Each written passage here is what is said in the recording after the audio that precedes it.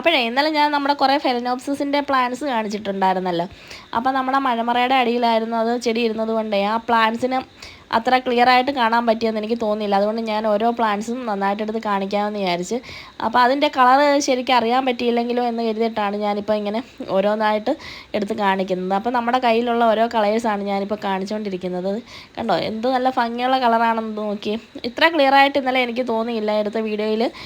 ഇത്ര ക്ലിയറായിട്ട് നമുക്ക് ആ ഫ്ലവറെല്ലാം കിട്ടിയെന്ന് തോന്നാത്തത് കൊണ്ടാണ് ഞാൻ പിന്നെ ഇതാ പുറത്തോട്ട് എടുത്ത് വെച്ചിട്ട് വീഡിയോ എടുക്കുന്നത്. അപ്പോൾ ഇതൊക്കെയാണ് നമ്മുടെ ഫെലനോപ്സിസിൻ്റെ കളേഴ്സ്. നോക്കി എന്ത് ഭംഗിയുണ്ടെന്ന് നോക്കിയേ കാണാൻ. നല്ല അടിപൊളി ആയിട്ടുണ്ട്. നമ്മുടെ ഫെലനോപ്സിസൊക്കെ നല്ല ഹെൽത്തി പ്ലാന്റ് ആണ് കേട്ടോ.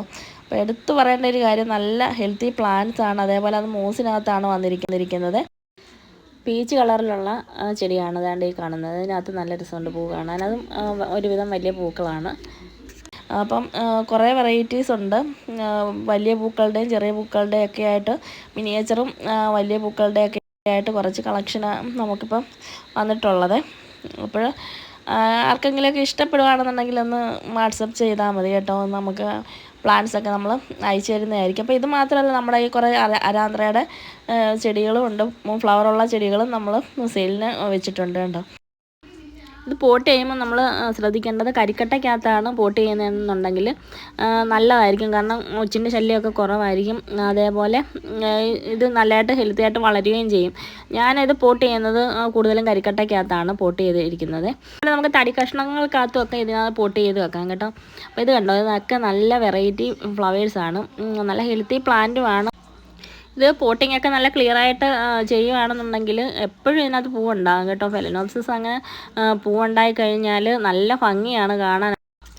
നേരത്തെയൊക്കെ ഈ ചെടി വാങ്ങിക്കാൻ എല്ലാവർക്കും പേടിയായിരുന്നു. കാരണം ഈ ചെടി പെട്ടെന്ന് അഴുകി പോകുമെന്നൊക്കെയുള്ള പേടിയായിരുന്നു. പക്ഷേ ഇപ്പോൾ അങ്ങനെയല്ല. ഇപ്പോൾ ഒരുവിധം ആളുകളൊക്കെ ഇതിൻ്റെ കെയറിങ് ഒക്കെ മനസ്സിലാക്കി വരുന്നുണ്ട്.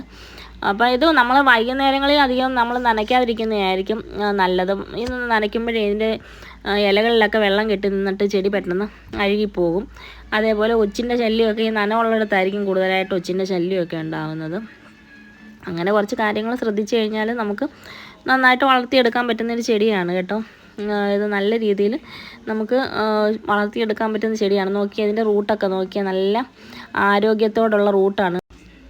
ഇത് കണ്ടോ, മോസ് കണ്ടോ, ഇത് ഇങ്ങനെയാണ് മോസ് ഇരിക്കുന്നത്. ഈ മോസിൻ്റെ നനവ് മതി ഈ ചെടിക്കൊന്ന് വളർന്ന് കിട്ടാൻ വേണ്ടി. അത് ഒരുപാട് വെള്ളമൊന്നും നമ്മൾ ഇതിനകത്ത് കോരി ഒഴിക്കേണ്ട കാര്യമില്ല മോസിനകത്തിരിക്കുമ്പോൾ. അങ്ങനെ ഒരുപാട് ഓവർ നനയായി കഴിഞ്ഞാൽ ചെടി അഴുകിപ്പോകും. ഇപ്പം മോസിനകത്ത് കിട്ടുന്ന പ്ലാന്റ് നമ്മൾ മോസ് ഫുള്ള് കളഞ്ഞിട്ട് സാഫ് കലക്കിയ വെള്ളത്തിലൊന്ന് വേര് കഴുകിയെടുത്ത ശേഷം നമ്മൾ കരിക്കട്ടയ്ക്കകത്ത് പോട്ട് ചെയ്ത് വെക്കുകയാണ് ചെയ്യുന്നത്.